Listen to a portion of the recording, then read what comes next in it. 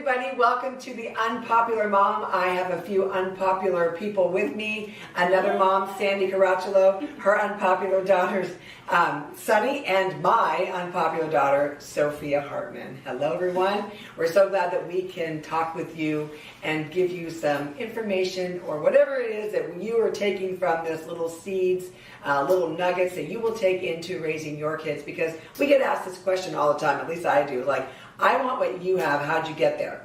And so when I go to tell them how we got to the fruit that we have today, then they go, oh, I don't know about that, right? I'm sure you've heard the same thing, because she's got two amazing kids, and it's like, you know, oh, I want to know everything that you did, and you're like saying, well, I had to say no and put up boundaries. Oh, well, I don't know if I can do that. Yeah. Have you gotten that a lot too? All the time. And that's what you go to is well, there has to be strict boundaries in areas that, because it's a crazy world out there, and you kind of have to shelter them a little bit more than when we were young. Yeah. I mean, we stayed out till night, you know, till the evening came, and came in for meals and wandered the neighborhoods. I mean, we would never let our children do that to this day. Yeah. Actually, I would say just where we live, we obviously didn't go outside, but where we live, I had two best friend next door neighbors. We could stay out till dark. But other than that, my God, I would never trust anyone. Not even as an adult right now. I'm like, I don't want to be on the streets. That brings a story to mind for me, because like I remember being 12 and I was going to this like all girls Catholic school, and it was like my first taste of freedom was can I walk to Starbucks with my friends down the street from school? And it was like the first independent thing I ever did, because we couldn't go anywhere by ourselves. And so that one time I was like, can I just walk to Starbucks? And it took some convincing to just be able to walk down the street. Please. And I'm pretty sure you followed me. I did not follow you. I did not follow you. Wow. I will not say I wasn't in a parking lot watching, but I did not follow you. You were there. I was there. My thing is that's my daughter. I'm responsible for her, and if anybody, she comes in harm's way, yes, they're absolutely going to deal with me. Mm-hmm. And I think that was a fear that a lot of my children's friends had, because they were going to have to deal with me. Mm-hmm. You know, I will say that whatever they came home with, Sophia was never bullied, Carly was. And you want to make a mom just like want to kill somebody? Yes, just bully their child. But what I would tell them was with their friends, you know, you'd see certain behaviors. You'd say, okay, this is where this is going, Sophia. Yeah. This friend is going to do this, and that. Yeah. And I know that they were probably thinking, Mom doesn't know what she's talking about. How is that? And then, sure enough, they did this, and that. And so what I love is that they got to, not that, you know, obviously that would be not good for the person, but they actually got to see what it was that I said that would happen verbatim, happen to them. And they went, oh, thank God I didn't go with them. Yeah. I mean, it was honesty, sowing and reaping. Yeah. I love that you were honest. I was always honest with my kids. Yes. I always said, you know what, you might not want to hear it, but I'm going to give you the truth. Yeah. Because the truth is how we roll. And I love that, because we would always tell our kids, well, you know, sadly, this is probably what's going to happen. And as it does pan out, they learn to trust you too. Yes. Look out for you. You know, we will always look out for our children. Yeah. And even though it's not popular, it was necessary. You know, it's interesting too, with COVID kind of being this weird thing nobody expected, but right. COVID was 2020, and that was the year all of my friends were going to graduate from college. So 2020, June of 2020 was like, I graduated in 2016, 2020 was the year that, you know, everyone was going to launch out, and I had a lot of friends that were like, I'm going to Broadway, or I'm going to SNL, or I'm doing it. I was in the theater department in high school, and to see, I got made fun of so bad for not going to traditional college. I took a gap year after high school, which I highly recommend. And then I went to Bible college, which was like the biggest joke you could have ever told. It was like laughable at my friends. They were like, I can't believe it, whatever. And, but, so I graduated from college in 2019. I got done at Karis, and then I came home. So I got the big celebration. I got the ceremony, cap and gown, the whole thing. And unfortunately, that following spring was when all my friends were supposed to graduate, but COVID obviously came in March of 2020. And it was this thing we didn't even see coming necessarily, but all of this, especially my dad would always be like, just wait until they have to face the real acting world, or face the real audition world or face the rejection of all of that stuff. Because in high school, it was like, you're the best of the Oh, town. they were stars. And then all of a They were sudden, stars. you hit like Yeah. the big leagues or whatever, and they went to these big fancy schools. And just this depression, these people that were thrown into awful. for Broadway being shut down, right? Yeah. Everything, TV was shut down. Everything they had hoped and dreamed for and made fun of me for doing. The Lord, literally, you guys, because of obedience and listening to what He told me to do, based off of being raised in the obedience of Christ, I got the college graduation I always dreamed of. I got the career post-college that I always dreamed of, right? I'm in ministry now. And I recently bumped into somebody from high school who had that whole dream laid out, and it was like I was talking to a ghost. It was the weirdest thing I have ever experienced, but at the same time, I was like, Jesus, man, it did not feel good at the time when I was getting made fun of. It did not feel good to have you guys sit me down and tell me that you don't think I should go to school right away. College. Right? Yeah, to college. They had me take a guess, or they said, bring it before the Lord, see what He says. Well, I was like, well, obviously you're going to be right. But it was just the payoff. It has to be in the future. It is not going to be immediate payoff, but it will pay off. Yes, it will. And I've had a beautiful life post high school because of the things that we instilled and installed as a kid. Yeah.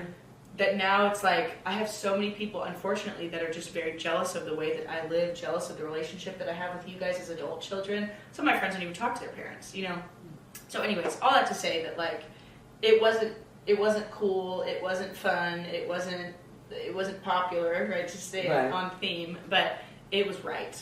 And it was the right choice to just not do what the world wanted me, right? And why does the path to destruction? How do you feel that way about that? About which part? Well, just that how, no matter what, you didn't go and do the things. And so now, later in life, that you are reaping that fruit. Right. I think that for me, I have to think about this one for a minute because I had a very different kind of, because I got sick in like my main developmental years. And it was like I was going to, it's like you hear go to school. That's what you hear, go to college. And so that's what I thought I was doing. And then when I was there, I was like, this just so doesn't feel right. And then I got like removed from that situation. Then I tried to like put myself back in like, hey, let's try and make this work. And it wasn't. And I just think that like things like that things don't turn out the way you think they will. But like God's always got your best interest and like He knows where you're going to end up. And so I had to kind of go through those like that like winding road instead so that He could make it straight because it was honestly such a weird time in life that like it really took me from like where I'm like I'm going this way and it was like no you're not you're going that other way. So now was it something that your parents said that you were going to do or not do or that you heard the Lord tell you that you're not going to do, like it was college, right? So did you tried to go to college and then it just didn't work? Yeah, I was not, like I was there and I was like, I am not supposed to be here. I even, like, because when I stopped going and then I started again, that was when my brother graduated and he was going to go and I was like, all right, like let's go together. Let's see if I can make this work for myself. And I was in there. I think we took like 3 classes together, but I was in there just going, no, this is just, I'm not where I'm supposed to be. Like I felt it. Like I don't hear audibly, but I will get these like majorly strong feelings that I'm like, I'm just not where I'm supposed to be right now. And so I'll have to go somewhere else. And then I'm like, okay, now I fit. Now I feel like I've, slotted into my puzzle piece, Oh no, that's really good. And when we because Carly came first, of course, with going to college, and that was the Lord woke me up at 3 a.m. in the morning and said, she is not to go to, she was accepted at Pepperdine, she was accepted at APU, all different colleges, and the Lord said no. And I woke up, my husband like, but she, God said, Carly's not going to college. And he was like, what? And she was at a college prep school. Which she was at a mini college. Yeah, right? You do not go to a community college from this school, or you are a loser. Exactly. And so it took us a long time. It took us about 4 weeks to actually have the conversation with her because we just loved her so much, and with her too. We just felt like, oh my gosh, this is going to crush her. But I know that the Lord had already spoken to her too as well. And so when we did set her down, yes, she cried. But a friend of mine, we were in a prayer at our church at the time. We were in the prayer room, and Butch and I were going, okay, we've got to tell her because it's getting too close. Like the big thing at high school, and everybody announces, your commitment day, and it's getting close. And I'm like, oh my gosh, what are we going to do? And so we were in the room, and so the worship leader walks by, and we said, hey, Pastor, what would you do in this situation? Like, where's the scripture for this? And she goes, oh, don't worry, God's already spoken to Carly. And we were like, he has? Right? And so we're like, okay, whatever you say. So that next day, we sat her down. And so after we told her, of course, she cried at first because she's like, wow, this is going to change everything. But I said, by the way, has God told you? She says, yes, he told me a couple months ago that I wasn't going.